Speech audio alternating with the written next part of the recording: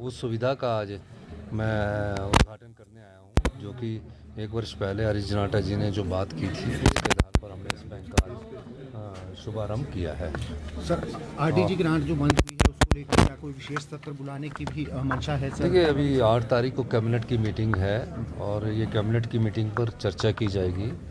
और क्योंकि कैबिनेट की मीटिंग के बाद हमने अपने विधायक दल की भी मीटिंग बनाने की सोच रहे हैं और बीजेपी के विधायकों को भी बुलाने की सोच रहे हैं। निश्चित तौर पर जब 2019 से 2025 तक 48,000 करोड़ रुपया आरडीजी ग्रांट के रूप में हमें मिलता रहा और एकदम वो पैसा बंद हो जाए 5 साल के लिए 2026 से 31 तक, तो प्रदेश की आर्थिक स्थिति पर उसके गंभीर परिणाम होते हैं। सारी स्थिति से निपटने के लिए सभी दलों को इकट्ठा होकर आगे आना पड़ेगा।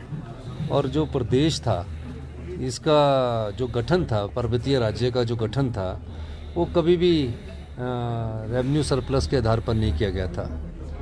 जहां हमें आरडीजी ग्रांट बंद हो गई है, जो कि आर्टिकल 275 के आर्टिकल संविधान के आर्टिकल के तहत ये हमें मिलती है और 1952 से आरडीजी मिलती आ रही थी। तो 73 साल में पहली बार ऐसा मौका आया है, विकट परिस्थितियां आई हैं जिसमें इस बात पर चर्चा करने की ज़रूरत है। और मेरा ये मानना है कि इसमें पार्टी से ऊपर उठकर प्रदेश हित सर्वहित है। हिमाचल प्रदेश के हित के लिए हमें बात करनी पड़ेगी और ये लड़ाई सरकारों की नहीं है, ये लड़ाई हिमाचल की जनता की है।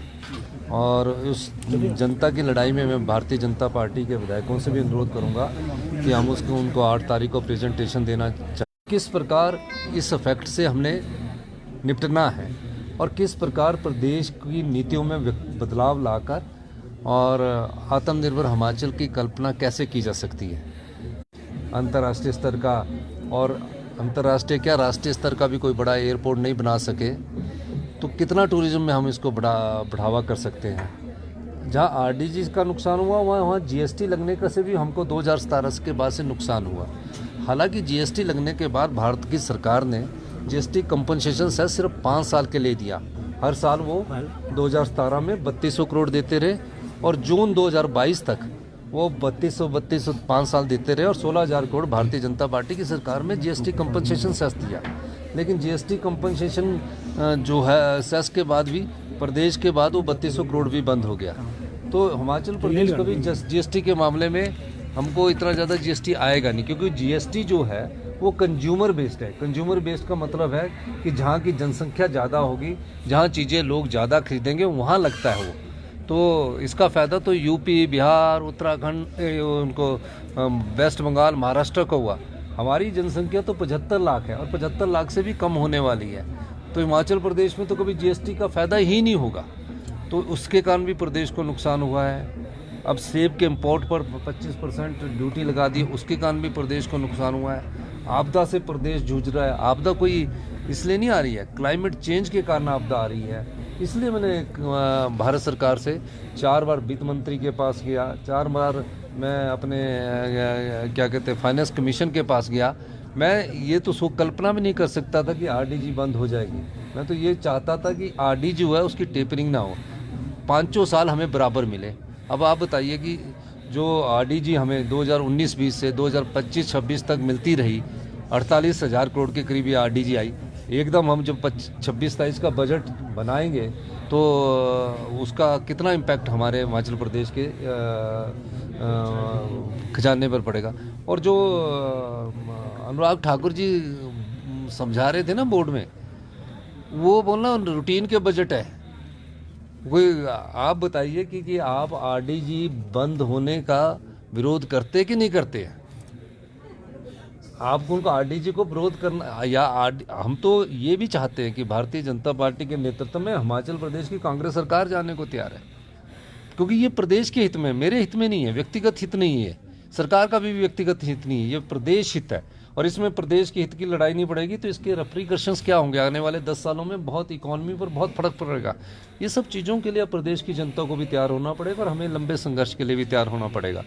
और मैं ये कहना चाहता हूँ कि जो हमें आज मैंने एक फैसला किया है कि जो जितने भी हिमाचल प्रदेश में बिजली के प्रोजेक्ट लगे हैं उनसे हम लैंड रेवेन्यू लेंगे। धन्यवाद। सर, पिछले कल विपक्ष ने बोला कि 17 राज्यों में आरडीजी खत्म, हिमाचल अकेला नहीं है जिसकी आरडीजी मुझे ये लगता है कि ये जो भारतीय जनता पार्टी के प्रवक्ता है, मैं इनसे अनुरोध करना चाहता हूँ कि 17 राज्यों में हिमाचल प्रदेश को ना गिने। 17 राज्यों में अगर हिमाचल प्रदेश को गिनेंगे तो हिमाचल प्रदेश में कोई बड़ी योजनाएं नहीं आती है। 90% यहाँ पहाड़ी इलाका है। इस प्रदेश में 68% फॉरेस्ट लैंड है, 28% फॉरेस्ट कवर है, 5 नदियाँ यहाँ से बहती है। हम water wall of the northern India है, हम lungs of the northern India है। हम उस इकोलॉजी को भी बचा के रखते हैं और हर साल 90,000 करोड़ की हम इकोलॉजी के रूप में सेवा करते हैं देश की। और बॉर्डर एरिया, बॉर्डर डिस्ट्रिक्ट भी है। ये कहना कि 17 राज्यों में आरडीजी बंद कर दी, हिमाचल जैसे पहाड़ी राज्य के लिए आरडीजी बहुत मायने रखती है, ये गलत बात कह रहे हैं वो। मैं कह रहा हूँ इस राजनीति से ऊपर उठकर आप इसकी गंभीरता को समझिए, इसकी गंभीरता को इनको समझने की जरूरत है। ये विरोध करना कि महज आरडीजी को 17 राज्यों में किया। अब केरल जैसे राज्य में 3 एयरपोर्ट है, कर्नाटका जैसे जहाँ भी आरडीजी बंद हुई है वहाँ आप पंजाब जैसे में उनका फूड वॉल ऑफ इंडिया है। तो इसलिए अब ये चीज़ों को हिमाचल से कंपेयर करना बहुत गलत बात है। हिमाचल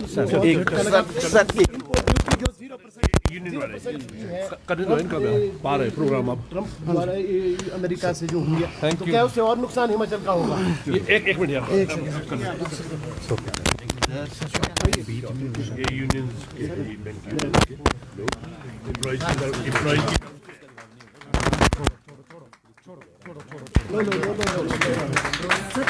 के